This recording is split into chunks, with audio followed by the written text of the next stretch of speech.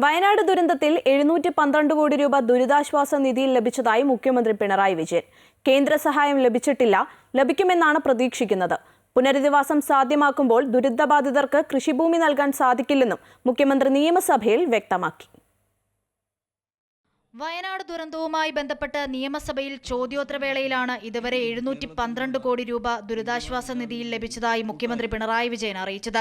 ദുരന്തത്തെ കേന്ദ്ര സർക്കാർ അതിതീവ്ര ദുരന്തമായി പ്രഖ്യാപിച്ചതിനാൽ കൂടുതൽ സഹായം പ്രതീക്ഷിക്കുന്നുണ്ടെന്നും അദ്ദേഹം പറഞ്ഞു. കേന്ദ്ര സർക്കാരിൽ നിന്നും ഇതുവരെ ധനസഹായം ലഭിച്ചിട്ടില്ലെന്നും ദുരന്ത ബാധിതർക്ക് കൃഷിഭൂമി നൽകാൻ കഴിയില്ലെന്നും മുഖ്യമന്ത്രി വ്യക്തമാക്കി. ദുരന്തത്തെ കേന്ദ്ര സർക്കാർ അതിതീവ്ര ദുരന്തമായി പ്രഖ്യാപിച്ചിട്ടുണ്ട്. ഇതിന്റെ അടിസ്ഥാനത്തിൽ കൂടുതൽ ധനസഹായവും പ്രതീക്ഷിക്കുന്നു.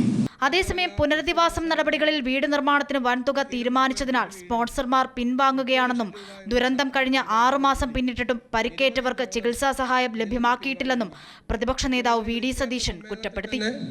പലരും ഈ 30 ലക്ഷം രൂപ എന്നുള്ള എമൗണ്ട് 1000 സ്ക്വയർ ഫീറ്റ് വീട് വയ്ക്കാൻ, സംസ്ഥാനത്ത് ഒരുപാട് ഏജൻസികൾ 20 ലക്ഷം രൂപയ്ക്ക് ആ വീട് വയ്ക്കാൻ തയ്യാറായി നിൽക്കുമ്പോൾ, അല്ലെങ്കിൽ അതിന് താഴെ തയ്യാറായി നിൽക്കുമ്പോൾ 30 ലക്ഷം രൂപ വീട് എന്നുള്ളതൊരു വലിയ തുകയാണ് എന്നതുകൊണ്ട് നേരത്തെ വാഗ്ദാനം ചെയ്ത പല ഏജൻസികളും പലരും അതിൽ നിന്ന് പിൻവാങ്ങുന്ന ഒരു സാഹചര്യം വന്നിട്ടുണ്ട്.